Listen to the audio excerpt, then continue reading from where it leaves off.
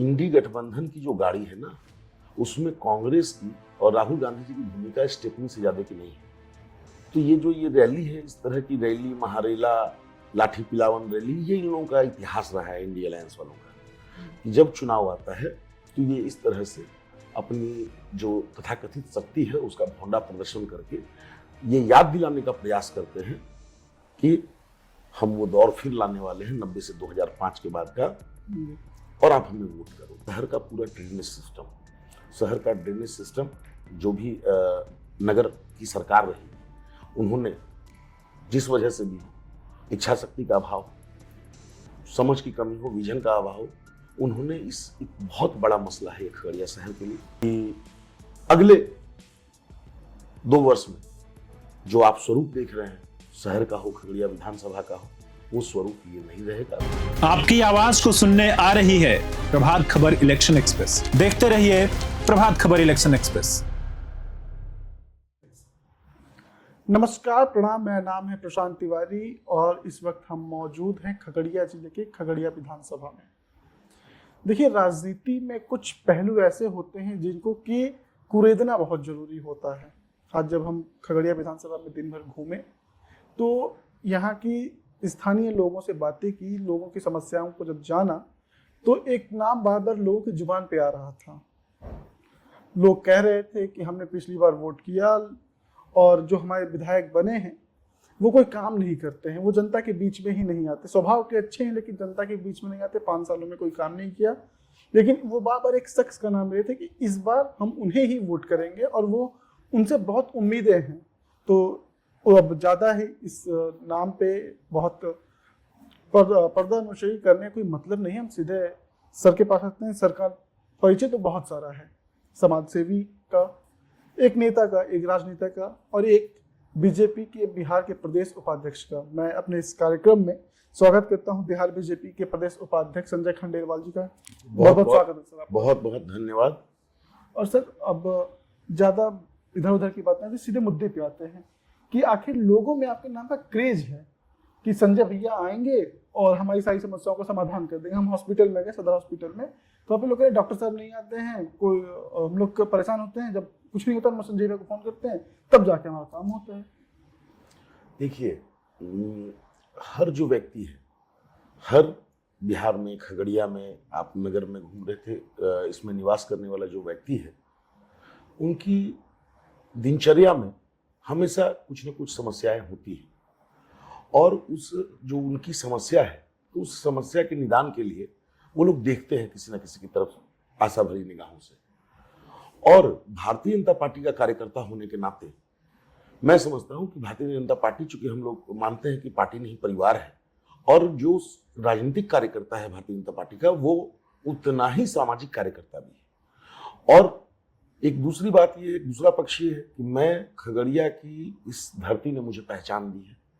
तो जिस धरती ने मुझे पहचान दी, मेरे जैसे एक सामान्य परिवार से आने वाले व्यक्ति को जिस तरह से पार्टी ने भाजपा के प्रदेश उपाध्यक्ष का 2 बार दायित्व दिया, हम पटना का मैं संगठनात्मक कार्यों का प्रभारी हूँ, क्षेत्रीय प्रभारी हूँ, तो जो भूमिका थी, तो उसके नाते मेरा भी दायित्व बनता है कि मैं अपनी जन्मभूमि और वहाँ के जो लोग हैं, उनकी जो आकांक्षा है, वो जब देखते हैं कि हाँ उनके बीच का कोई व्यक्ति को जब वो देखते हैं आज सोशल मीडिया और अन्य चीज़ों के माध्यम से कि हाँ वो प्रदेश में भाजपा जैसी पार्टी में उनका दायित्व है और सारे जो हमारे माननीय हमारी अभी सरकार है, तो वो जब देखते हैं तो उनकी एक आशा होती है और उस आशा पे खड़ा उतरने का मैं लगातार प्रयास करता हूँ। मैं अपना बेस्ट, सर्वश्रेष्ठ देने की कोशिश करता हूँ। तो यही कारण है कि मुझे भी उनका भरपूर स्नेह, प्यार और समर्थन मिलता है। संजय जी, जिंदगी के 2 पहलू होते हैं। हमने आपके दोनों पहलू को देखा। एक देखा कि एक लड़का जो आता है, पढ़ाई लिखाई करता है और फिर अपने करियर को बारे में सोचता है और फिर अचानक से सामाजिक कार्यकर्ता के तौर पर अपना जीवन शुरू करता है और फिर अचानक से राजनीति में एंट्री। ये सर कहाँ से आया? पिन पॉइंट क्या था कि आप राजनीति में, सामाजिक कार्यकर्ता से, सोशल वर्क से पॉलिटिक्स में? देखिए, हम लोग जिस पृष्ठभूमि से आते हैं, तो सामाजिक कार्यों में बढ़ चढ़ के रुचि लेना हमारे खून में है। हमारे परिवार के द्वारा निर्मित कई मंदिर और कई सारी चीज़ें यहाँ है, तो वो हमारे ब्लड में है। लेकिन वो एक दौर था 1998 का, जिस समय सिर्फ थोड़ी सी राजनीतिक गतिविधि में भाग लेने की वजह से एक झूठे मुकदमे में मुझे सिर्फ इसलिए फंसा दिया गया कि मैं एक वैश्य परिवार से, व्यापारी व्यवसायी समाज से आने वाला लड़का था और कि उसका भयादोहन एक्सप्लॉइट किया जा सके। और स्वभाव जो है वो इसको बर्दाश्त नहीं कर पाया कि ऐसा कैसे हो सकता है, हम भी इसी देश के नागरिक हैं, मैं भी इसी खगड़िया का में जन्म लिया, पला बढ़ा। एक पारिवारिक जो संरचना थी, एक परिवार का जो उस समय का सोशल आप कह सकते हैं स्टेटस था, वो भी हर चीज़ों से परिपूर्ण था। तो मन इस बात को बर्दाश्त नहीं कर पाया कि ऐसा कैसे हो सकता है। अगर मैंने थोड़ी सी अभिरुचि, मतलब कोई ऐसा नहीं था कि बहुत ज़्यादा या कोई पॉलिटिकल पद लेके या कुछ लेके, लोकसभा का चुनाव था और मेरी थोड़ी सी अभिरुचि जो है, समझते हैं युवावस्था उम्र रही होगी, मुझे लगता है 21 साल, और उसका एक मुझे फ्रेम कर दिया गया और सिर्फ एक्सप्लॉइट कर दिया। वहीं से ये रुझान जो है मन में आया और उसको मैंने जिद के तौर पे लिया, और जिद के तौर पे जब लिया तो फिर पीछे मुड़ के नहीं देखा, आगे बढ़ता चला गया। कालांतर में भारतीय जनता पार्टी के यूथ विंग युवा मोर्चा का मैं जिला का अध्यक्ष रहा, भारतीय जनता पार्टी के उद्योग मंच का प्रदेश अध्यक्ष रहा, प्रदेश कार्य समिति का सदस्य रहा। चुनाव लड़ने की जब आप होते हैं, राजनीति में जब आते हैं तो फिर चुनाव लड़ने की बात होती है। तो मेरी माताजी जो है 2012 में निगम पार्षद, नगर पार्षद निर्वाचित हुई। पुनः जब 2017 में आया तो लोगों ने कहा, क्योंकि जिस वार्ड, मतलब एक वार्ड से हम नगर पार्षद थी माताजी, तो जो बगल का वार्ड था वहाँ के लोगों ने कहा कि नहीं, आप ही को लड़ना पड़ेगा। तो मेरी माताजी और धर्मपत्नी दोनों दो अलग अलग वार्डों से चुनाव लड़ी, दोनों वार्ड से निर्वाचित हुई। फिर भी हम लोग नगर सभापति के चुनाव में जब डायरेक्ट चुनाव हुआ तो उसकी पूरी तैयारी थी, लेकिन संयोगवश 11th आवर में सीट जो है वो हो गई, सुरक्षित हो गई। तो हम लोग उस चुनाव में वो नहीं कंटेस्ट कर पाए। लेकिन पॉलिटिकल चीज़ों के साथ हमेशा सोशल जो पार्ट है वो मेरी प्राथमिकता रही। मेरा ये मानना है कि राजनीति में जो आए हैं वो सिर्फ राजनीति करने के लिए नहीं आए हैं। राजनीति हमारा पेशा नहीं हो सकता है। हमारा पेशा तो वो है जो मैं अपने परिवार के, अपनी इस चीज़ों को सुचारू रूप से चलाने के लिए जो व्यापार हम करते हैं। कोई अगर खेती कर रहा है तो वो किसान कहलाते हैं, अन्य अलग कोई नौकरी कर रहे हैं तो वो जॉब में है। तो हम जो अपना व्यापार करते हैं और हम जो राजनीति कर रहे हैं, उसके बाद एक बहुत बड़ा पहलू है जो कि सामाजिकता। जिस धरती ने आपको पहचान दी, जिस समाज ने पहचान दी आपको, उसके लिए भी आपके, जिस तरह से हम लोग कहते हैं ना CSR, सोशल निगमित दायित्व, कॉर्पोरेट सोशल रिस्पॉन्सिबिलिटी, तो वो सिर्फ कॉर्पोरेट के लिए नहीं है। ये जो सोशल रिस्पॉन्सिबिलिटी है, हर व्यक्ति जिसने यहाँ इस धरती पर जन्म लिया है उसके अपने घर परिवार सब कुछ के बाद अपने दायित्व भी है, सामाजिक दायित्व भी है। हम, भगवान ने पशु और मनुष्य में जो अंतर किया है वो अंतर ये है कि वो अपना कर लेता है पूरा तो उसका हो गया, लेकिन हम लोगों को सब कुछ देखना पड़ता है। और उस क्रम में हम यूथ फाउंडेशन एक संस्था है युवाओं की, जो नॉन पॉलिटिकल यूथ है, करना चाहते हैं, सोशल वर्क करना चाहते हैं, राजनीति में नहीं आना चाहते, या उनके परिवार वाले उनकी रुचि नहीं है, पढ़ने लिखने वाले लोग हैं, लेकिन सोशल वर्क करने में उनकी बड़ी रुचि है, अपना बेहतरीन वो लोग प्रदर्शन करते हैं। मैं उन लोगों को पूरा मैंने बुस्टअप किया। उन्होंने जब जो योजना बना के वो आए, हम लोग यूथ फाउंडेशन के माध्यम से निःशुल्क ऑक्सीजन सेवा, एम्बुलेंस सेवा, समय समय पर फ्री हेल्थ चेकअप कैंप, महिलाएं जो वैसी हैं जिनको स्वरोजगार में आना चाहती हैं, जिन्होंने ट्रेनिंग की है, उन लोगों को सिलाई मशीन वितरित करके उनको स्वरोजगार देना, इस तरह से कार्यक्रम हम लोग यूथ फाउंडेशन के माध्यम से निरंतर लगातार। कोई लावारिस लाश है तुरंत उसका दाह संस्कार की व्यवस्था जिस धर्म के हैं उसके हिसाब से होना। तो ये चीजें करके, तो एक तो क्या है कि वो जो युवा उसमें लगे हैं सैकड़ों की संख्या में, उनको एक डायरेक्शन मिल गया। उनका जो समय था अपने सारे काम को करने के बाद, उस समय में वो सार्थक काम कर रहे हैं, समाज का काम कर रहे हैं और किसी दूसरी चीजों में गलत लाइन में जाने से भी बच रहे हैं। जी सर, एक सवाल है, अब राजनीतिक सवाल पे आ जाता हूँ मैं, कि आज राहुल गांधी की बहुत बड़ी रैली हुई सासाराम में। उन्होंने आरोप लगाया है कि बिहार में बीजेपी चुनाव से, और जो एनडीए है वो डर गया है, इसलिए सिर्फ वोट चोरी कर रहा है, एसआईआर के तहत वो वोट चोरी कर रहा है। और आप बीजेपी के प्रदेश उपाध्यक्ष हैं, मुझे नहीं लगता कि आपसे बेहतर कोई इस जवाब को देने के लिए काबिल आदमी है। राहुल गांधी जी को देश में कोई सीरियस नहीं लेता। आप रैली की बात कर रहे हैं, सासाराम की रैली की बात कर रहे हैं। तेजस्वी यादव यहां नहीं जाते तो कितने लोग उनकी रैली में होते। वो जो इंडी गठबंधन की जो गाड़ी है ना, उसमें कांग्रेस की और राहुल गांधी जी की भूमिका स्टेपनी से ज्यादा की नहीं है, वो स्टेपनी की भूमिका में है।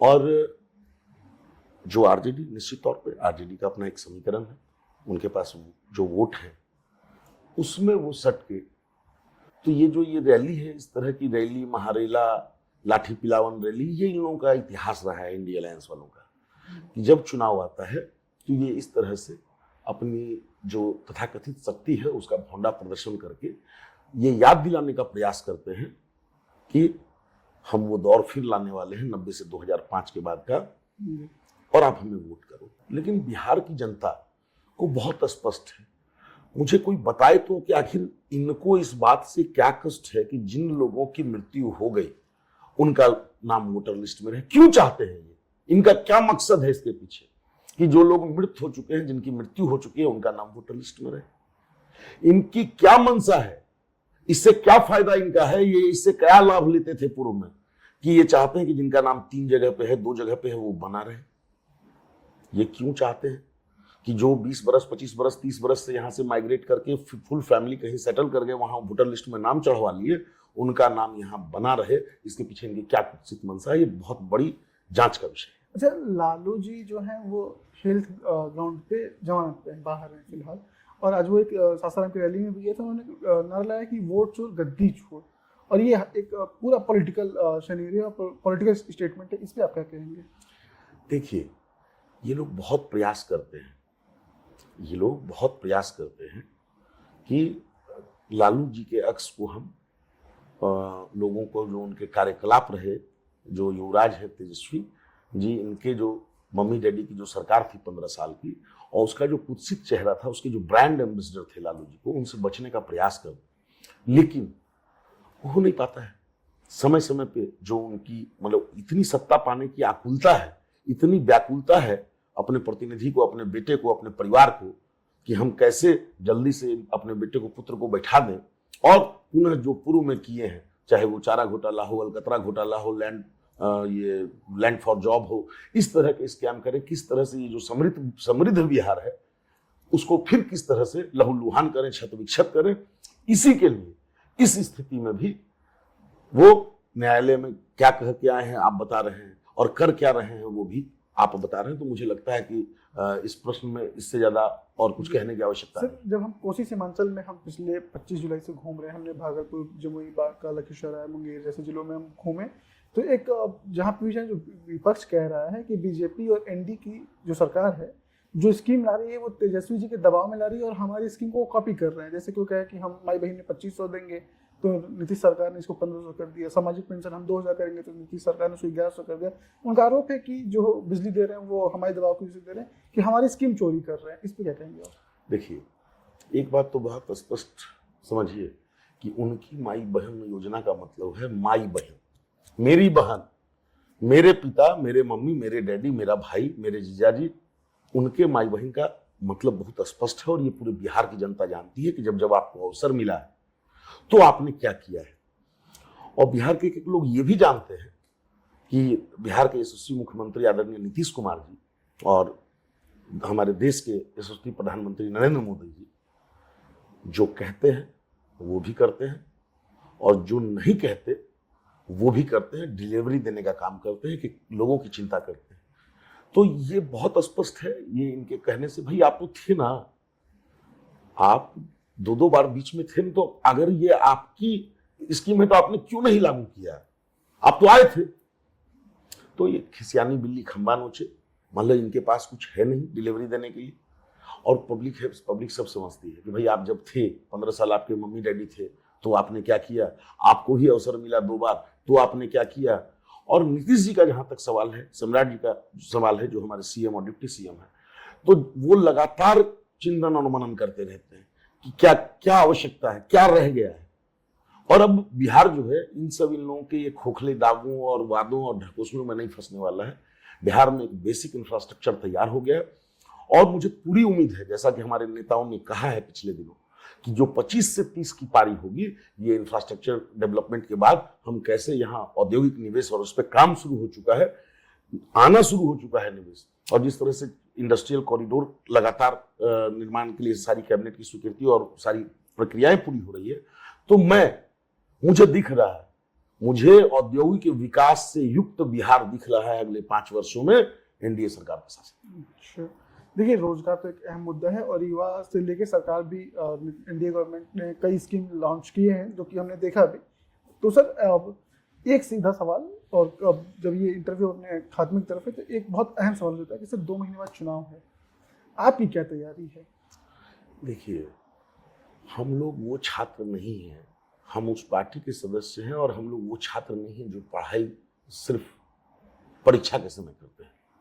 हम वो छात्र हैं जो सालों भर पढ़ाई करते हैं। तो हमारी तैयारी 24/7 रहती है, और राजनीतिक क्षेत्र में भाजपा का कार्यकर्ता उस आप कह सकते हैं सैनिक की तरह है, जो 24 घंटा सजग रहता है, हमेशा तैयार है।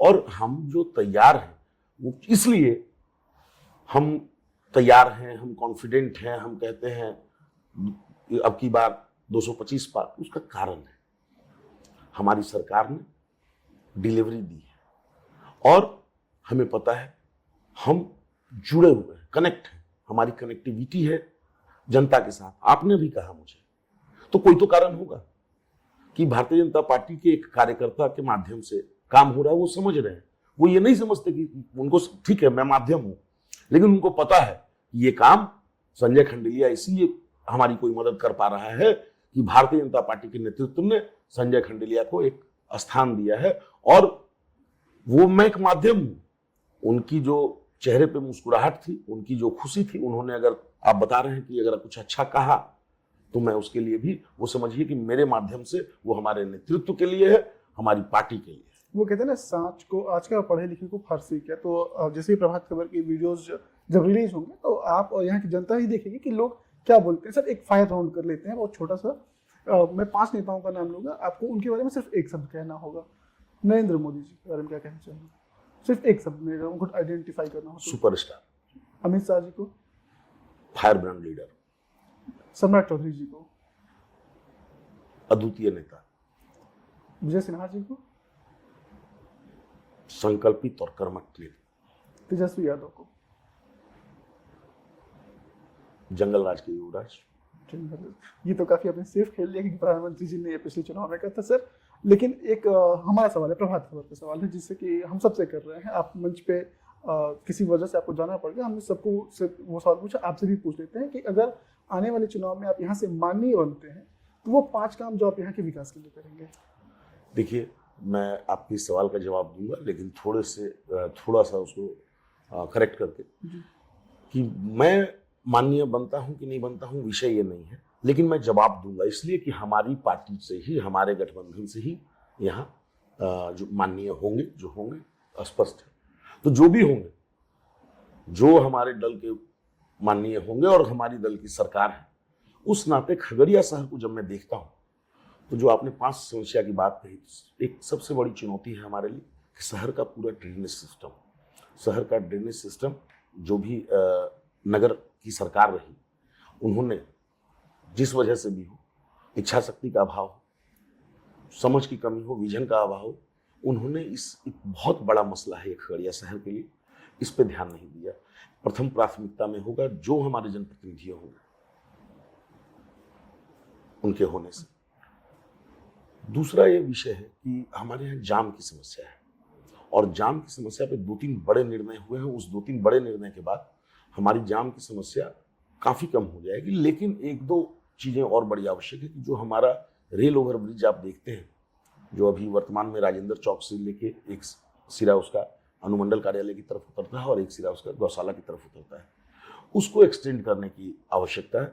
उसके एक विंग को हम लोगों को NH से कनेक्ट करना होगा और दूसरे को हम लोगों को स्टेशन रोड में उतारना होगा और तीसरे को हम लोगों को राजेंद्र चौक की जगह नगर सुरक्षा बाईपास पे ले जाना होगा। ये होने के बाद दूसरा हमारा जो एक आरओबी का मसला है मथुरापुर का, वो ऑलरेडी स्वीकृत होकर काम शुरू हो चुका है।